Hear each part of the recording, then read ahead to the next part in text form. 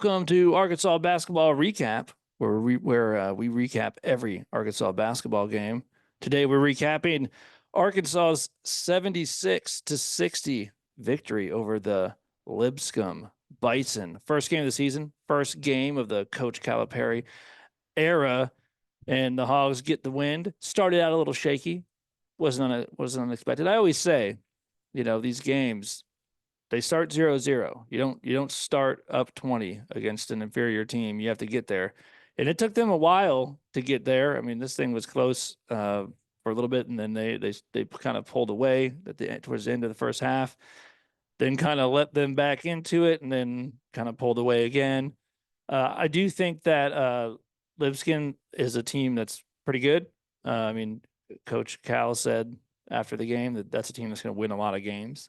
They've had 20+ wins, I think, the last 4 or 5 years, returned all their guys and added some transfer pieces and stuff. And I think it was a good game because the styles were so contrasting. I mean, like Lipscomb wanted to just bring it down, run 20 seconds off the shot clock, get a good shot. And Arkansas obviously is at their best when they're running and trying to out athlete you. And so that was good for them to see that, because there are other teams in the SEC who, even though they have SEC athletes, are more of a grinded out kind of team. And I think in some people's minds, it's harder to play defense against teams that want to run and gun. That's only true if you're us, like if you're old like us and you're trying to play basketball. But if you're playing a team that moves the ball around for 20 seconds and is making you run all over the place in the half court, and they're just trying to get a good shot, that is exhausting and demoralizing when it works. Like, it's like, man, we were playing good defense. Oh man, they ran the play. They got the guy off the screen, whatever it is. But I thought defensively there were some lapses, but I still think our guard pressure is pretty good. Yeah, I mean, my overall takeaway, I mean, it's going to be a little bit these first couple of games. Obviously, you're kind of still flying blind. For me personally, anyway, it takes me a while to you forget with a new coach, like after watching a coach that you've watched for, years, that you like start kind of understand their system. You kind of see what they're trying to do. You understand how Yeah. they like coach young guys, and I have to admit, even though Calipari, like, I think there's a lot of people that probably aren't Kentucky fans that are like just more college football junkies, and like they know coach, they watch Calipari more. I actually haven't watched him specifically trying to just see what his system is and what his style is and what he likes to do. So I'm kind of learning what his tendencies are and what he's trying to do. And the same thing with all the guys. It's hard, like at this point, it's difficult to criticize anybody too much or praise them, because you don't know what's anomalistic or what is, like, hey, that guy always is not boxing out. Right. He's always getting back cut or whatever. So it is a little bit hard still I mean, this is literally the first game other than a, game that we happen to be able to watch. And a bunch of guys. I mean, obviously, like Big Z and DJ and Thiero have played together, but you got it's a new group of guys. I mean, they're also having to learn how to. It's not going to look entirely cohesive all the time from the jump. I mean, that's just an unrealistic expectation. Yeah, well, that wasn't me trying to say that like I'm not going to offer my thoughts. Yeah. It's just that they're not going to probably be that accurate, maybe in hindsight. But I mean, man, my thought was looking at it. If you were, if you're always kind of hoping, like, as a fan in the back of your head, you're always thinking, am I watching the beginning of a championship team? Like, I mean, you just are, you know what I mean? Even if you're not expecting it, like you hear the stories of the team that gets, so it's like, how good can we be? And I think, if you look at it, you would have felt better about us going out there and boat racing those guys from the whole game and winning by 30. And they didn't do that. It's not dispositive of how good they're going to be, but still, it's just like, yeah, they, I mean, Lipscomb's, they're one of those, they're playing that classic, I mean, I want to just say white boy basketball. When you don't have the best athletes, you've got to pass the ball and do a lot of back cuts and try to get some layup. And if you're Lipscomb and you want to have a chance in that game, you got to take and make threes. That's for sure. And they did. And they did. And they were also playing kind of some zone defense, and They were packing it in, dude. They were daring us to try to beat them from. I mean, one of the big takeaways is like we have to shoot the ball better.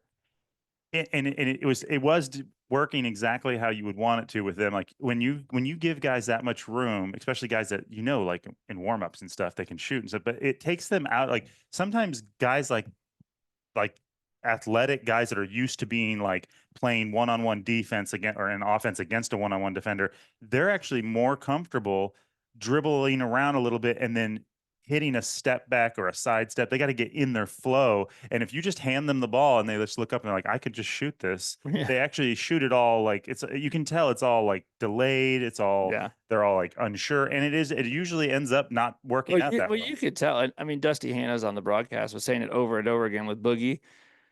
He got a lot of looks from three that didn't go down, but like I mean, like, and he was going to keep shooting it because I think that's how he's wired. But also, it wasn't like he was off.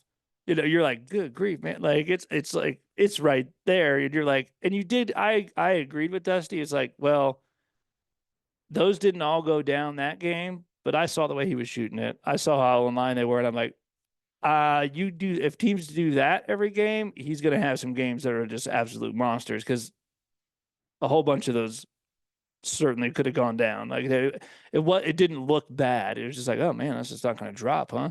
Yeah, but and then again, like everybody that's played basketball, I mean, there's guys like Steph Curry that they just hit every style of three. Yeah. It doesn't matter if they're in the corner. It doesn't matter if they're fading away. It doesn't matter if they're moving towards the bucket. It doesn't matter if they're set.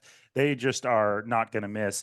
Then there's other guys that are good shooters, but they shoot in flow. And I mean, I've experienced like even if you're not dribbling, but just like being ready and catching the ball and just going right into your shooting motion.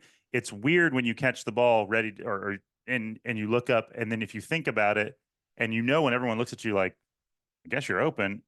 Once you've thought about it, a lot of times for a lot of guys, it's like you might as well pass it, even though it feels crazy because you're like, especially nowadays where it's like you can't give people threes. Well, everybody shoots threes. I mean, it was kind of funny because like we missed a lot of threes.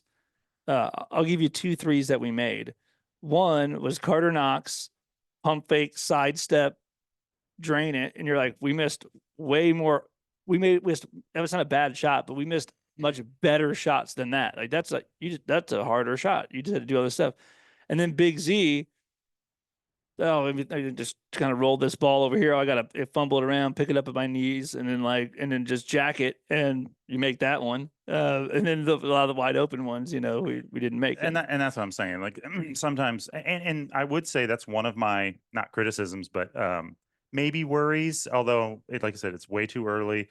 It doesn't appear that we have and I think maybe we said this before, but it doesn't appear that we have that sharpshooter that's just an absolute sniper, which a lot of teams have 1 or 2 of those guys these days. I mean, we all know Dusty Hannah is one of those guys. Yeah. Like, a lot of teams have a guy, an Isaiah Joe, that's just a sniper. And seems like we have good ball players that can all shoot a little.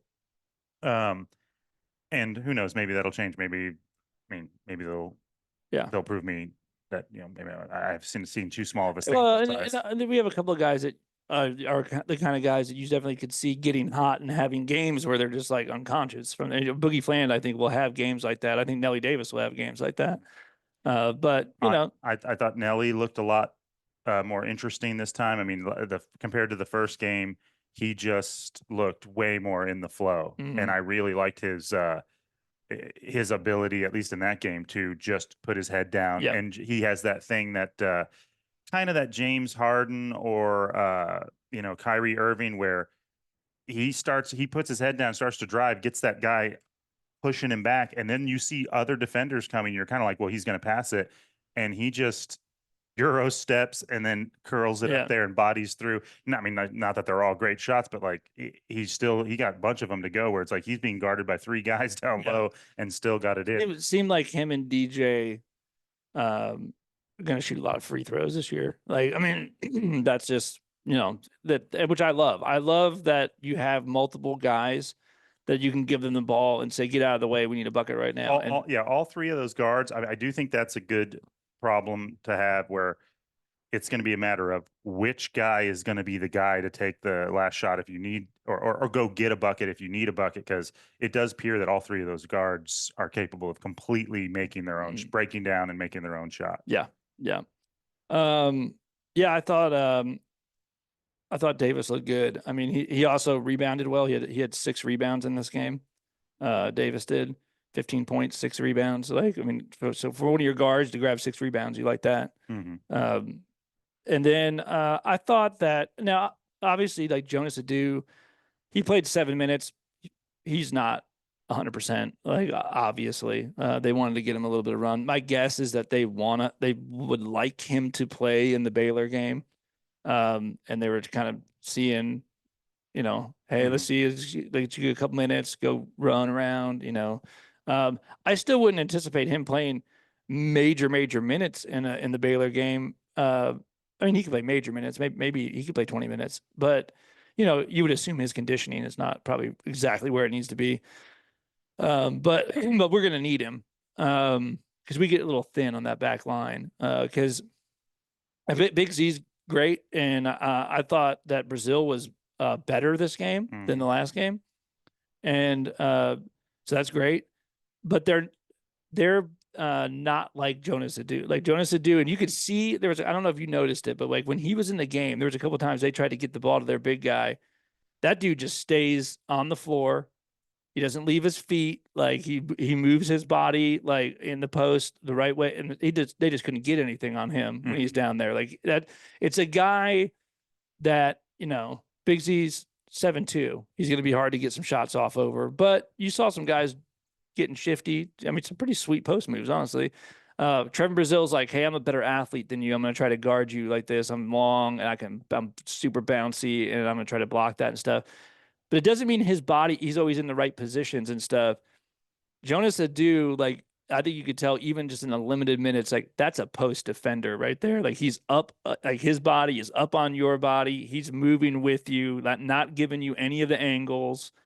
Yeah, more like the way, like the difference between Brazil and Mitchell last year. Like Mitchell was just a much better intuitive defensive player with his position and stuff.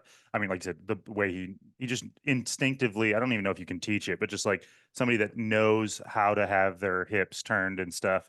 And you could see, I mean, Big Z, I mean, and Brazil certainly, I think, does this. Like sometimes they struggle to figure out what they need to do on screens with switching, and they're just not as instinctively Cal good said that. defenders. Cal said that the last game.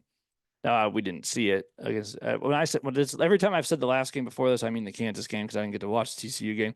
Cal said this in a reference to the TCU game where he said their pick and roll defense was not good. But then he immediately also said, but that's because we don't have Jonas. And he's like, Jonas is a great pick and roll defender. Like, and that will change when you get him back. Like that's the guy. If someone's running a bunch of middle pick and roll with their bigs, you need Jonas on the floor. We don't have him right now, so I'm not too worried about that because he's not like hurt. Like he's better and just coming back. Yeah, I would say if things that I would say, I mean, I'm not worried about anything, and I'm not like overconfident about anything. Reasons of slight concern for this team so far, like I said, take it with a tiniest grain of salt because it's obviously too early. But we don't have a ton of depth. Like I worry a little bit about injuries, like because I think we need everybody we've got. Yeah. You know what I mean? Especially probably the big man position. We need both those big men to stay healthy, and Brazil too, because none of there's just not a deep bench there. So I mean, even in the guard play, I mean, it looks like we're set on guards, but it's still, I think we're going to need the full complement because he's just playing a tight rotation, and it doesn't seem like a lot of the guys that are on the deep bench are guys that you want to exchange for the guys that are out there. I mean, you might be wrong about that. The game we didn't get to watch, I mean, we listened to it on the radio, and we did lose that game. That's not a great sign. You would have liked to have, won that last night, as in same with the first game. I do think these guys definitely have, and this is a criticism I'll say, they definitely have, they can easily overcome this, but they definitely have energy lulls where, I mean, they did exactly the same thing they did in the first game, where once they got like a 13-point lead in the second half, you could just see that like they stopped playing both sides of the ball with not nearly the same amount of energy. And then Lipscomb was playing like with comeback energy. And sure enough, they managed to crawl right back into that game. And then if you look at the energy in the like from the minute 15 to 8 from our team, and then from minute 5 to 0, it's like different players, you know what I Yeah. mean? And that's not something that you love, but I mean, what are you going to do? Like sometimes it's hard to keep your foot on the gas. It's Yeah. something you gotta Especially when you're young. You got a lot of young guys. yeah. I would say, without knowing how good Lipscomb could be, you know, I would have liked to have seen a little bit better offensive scoring, because we have such superior athletes with quickness, especially at the guard position, and those guys were good ball players, but they just weren't the same kind of athletes. And we got a ton of points, not a ton. We got a significant amount of points from steals and Yeah. live ball turnovers, and we still only ended up in the 70s. And against an inferior athletic team, I guess what I'm thinking is, if you exchange that same team with a bunch of quicker guys and kind of have that game play out, you're going to remove several points from our turnovers. And there was also a lot of places where, you know, they were doing a good job of defending, but once in a while they got caught with the ball coming over to Brazil, and all he had to do was like grab it out of the air and then dunk it and stuff. Yeah. And like, that's not going to necessarily probably be as easy on some of the more athletic SEC teams. So you could envision a game where you're not going to get 10 to 15 of those points. And now I'm like, I don't want to be in the 60s. I don't want to be in Yeah. the 50s. You know what I mean? Yeah. And you have to assume defensively, I mean, obviously that's a pretty good score if you can hold a team to being down in the, Yeah. you know, in the 60s, low 60s, high 50s. You're doing some pretty good things defensively. But at the same time, like I said, in some ways we had advantages, although like I said, they did move the ball really well and shot really well. So, I mean, Yeah. And I think that, you know, this is something I do know about Cal teams, and it's usually because they're young, but Cal teams get better as the year goes on. They always do. You know, I mean, that's just the way that they're built. Like they get they better and better. I mean, I think I could be wrong. Kentucky fans will have to let me know. I think I feel like what happens with him is, but this is maybe different this year too, because typically it's been because he gets such young guys. I mean, Yeah. he always has, Yeah. you know, 17-year-olds out Yeah. there that are Yeah. just out of high school, and he has I feel like the thing on him is that he has a philosophy of, they have to fail. I want them to fail in the season so they don't fail in the playoff. Yeah. So so he's okay with like letting them have these skids of where Yeah. they just, hey, you got to go out there and you're getting beat. And now the avalanche is coming, and these senior SEC players are bullying you, and you're punched in the face, and now you're losing and the crowd's coming, and I'm just going to let you figure it out, Yeah. because I'm trying to make you learn and grow through pressure so that, you know, you can figure it out and not have this happen when it counts.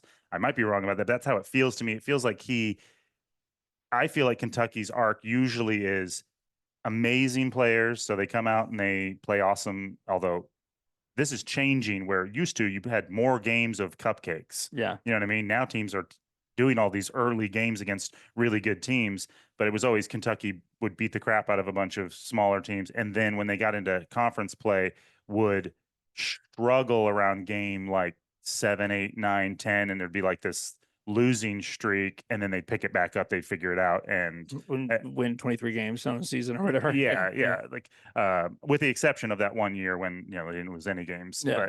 But I feel like usually they have a little lull, you know, about 8 or 10 games in, and everybody starts to be like, oh, can he do it? And then they figure it out. But so we'll see. I mean, I thought this could be totally different because they're not all rookies. So yeah, like I think that you have this thing where one, I still think that Boogie Fland is that dude. I think he's just going to get better and better.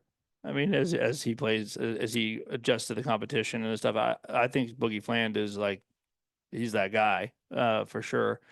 As advertised, I would think Boogie Fland. There's no disappointment there. But I think the other thing is I think having like a Nelly Davis on the team, like a fifth year senior, I do think that's going to help. And because I think he can be a guy that can be like, all right, let me have this ball and let me go.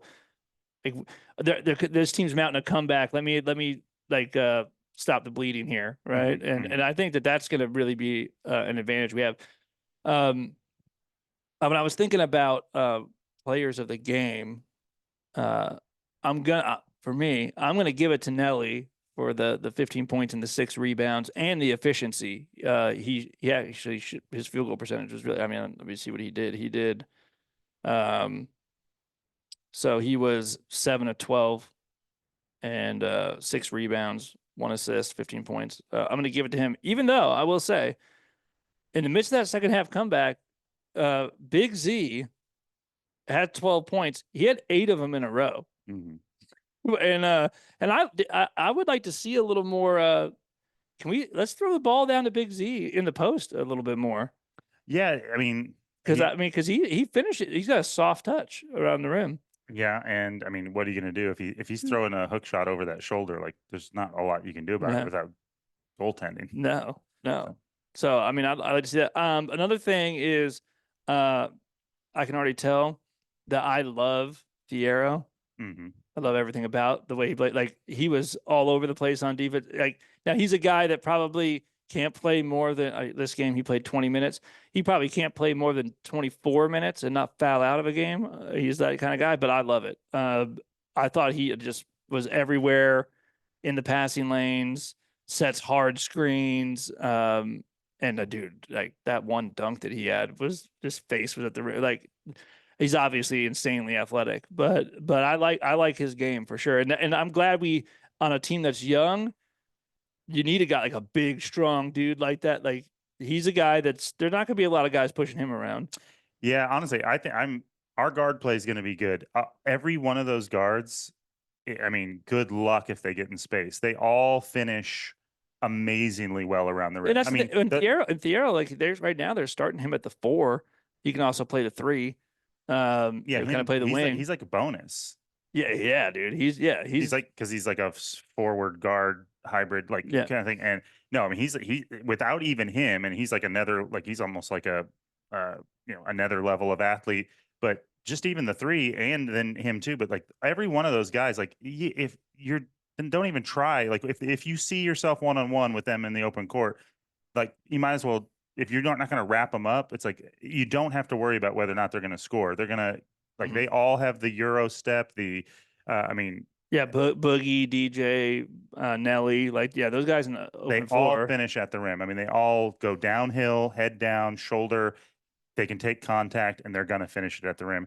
And then, like I said, and then you have this other guy that's you can also throw it up to, and he's playing great defense. I think our guard play is going to be. I predict teams that don't have really, really disciplined, aggressive guard defenders, we're going to be very effective against. Yeah. I think we're going to not struggle, but it's going to be a challenge if you get a team that plays slap the floor on the ball, take pride in your defensive game.